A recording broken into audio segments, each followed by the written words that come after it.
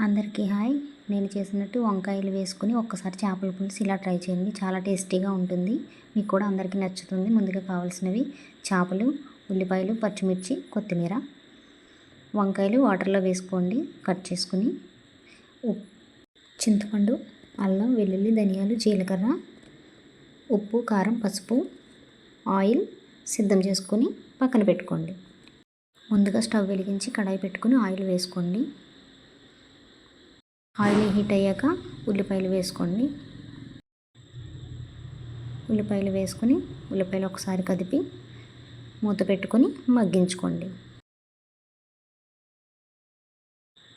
మూత పెట్టుకుని మగ్గించుకున్న తర్వాత మళ్ళీ ఒకసారి మూత తీసి మళ్ళీ కలుపుకొని మూత పెట్టుకొని మళ్ళీ ఒకసారి మగ్గించుకోండి.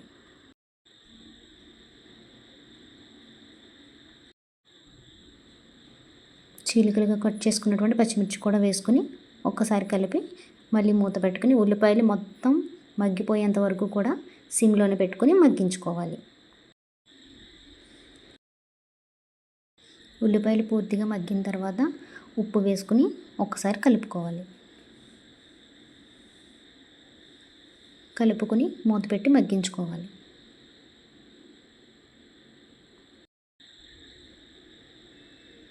మళ్ళీ ఒకసారి మూత తీసి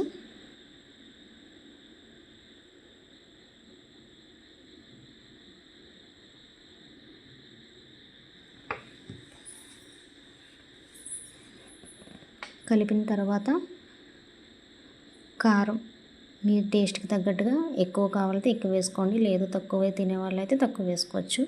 కారం ఎక్కువ ఉంటేనే చేపల పులుసులో టేస్ట్ బాగుంటుంది. పసుపు కూడా వేసుకోవాలి.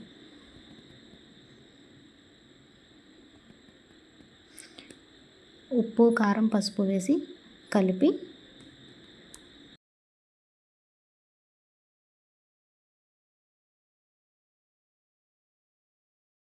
మూత పెట్టి మగ్గించుకోండి. మళ్ళీ మూత తీసి ఒకసారి బాగా కలిపి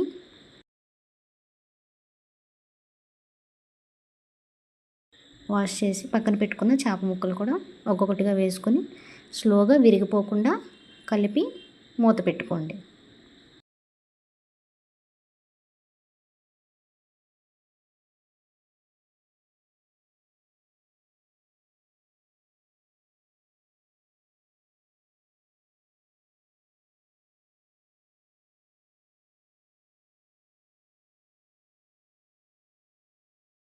చేపలు వేసిన తర్వాత ముక్క ఎక్కువగా కదపకూడదు, విరిగిపోతుంది.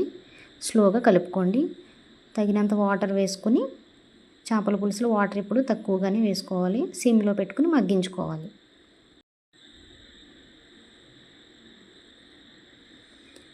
వాటర్ వేసిన తర్వాత చేప ముక్కల్ని గరిటె పెట్టి కదపకూడదు. ఇలా క్లాత్తో పట్టుకొని కదుపుకోవాలి.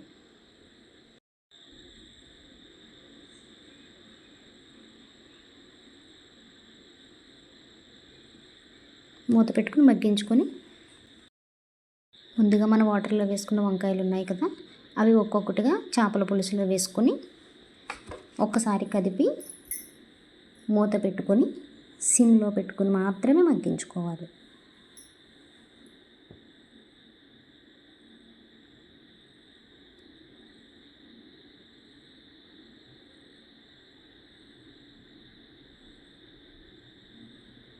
మసాలా కోసం ముందుగా సిద్ధం చేసుకుని అల్లం, వెల్లుల్లిపాయ, ధనియాలు, జీలకర్రని పొడిగా చేసుకొని పక్కన పెట్టుకుందాం.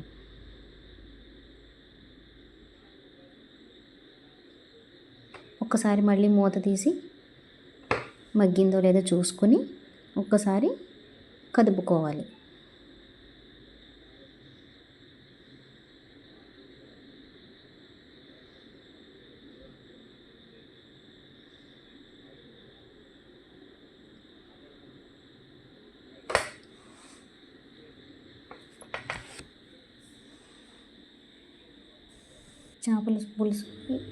చేపల పులుసు ఇలా సగం మగ్గిన తర్వాత ముందుగా మనం చింతపండు గుజ్జు సిద్ధం చేసి పెట్టుకున్నాం కదా, అది పులుసులో వేసుకోవాలి. వేసుకొని ఒకసారి కదిపి మళ్ళీ మూత పెట్టుకుని మగ్గించుకోవాలి.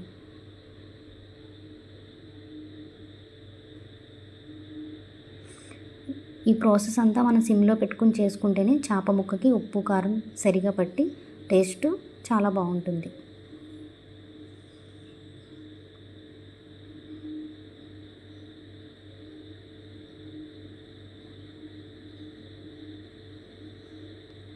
ముందుగా మనం సిద్ధం చేసి పెట్టుకున్నాం కదా అల్లం వెల్లుల్లిపాయ జీలకర్ర పేస్ట్, అది పులుసులో వేసుకోవాలి.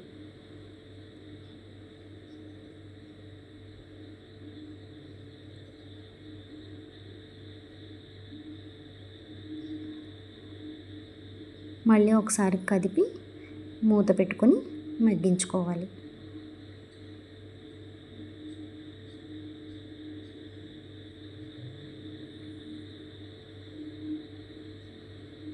చూడండి, చివరగా కొత్తిమీర వేసుకొని దించేసుకుంటే ఎంతో రుచికరమైన చేపల పులుసు రెడీ.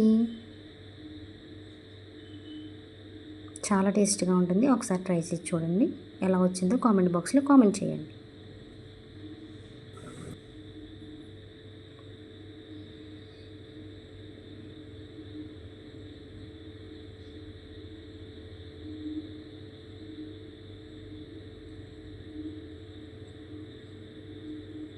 వీడియో నచ్చితే లైక్, షేర్, సబ్స్క్రైబ్ చేసుకోండి.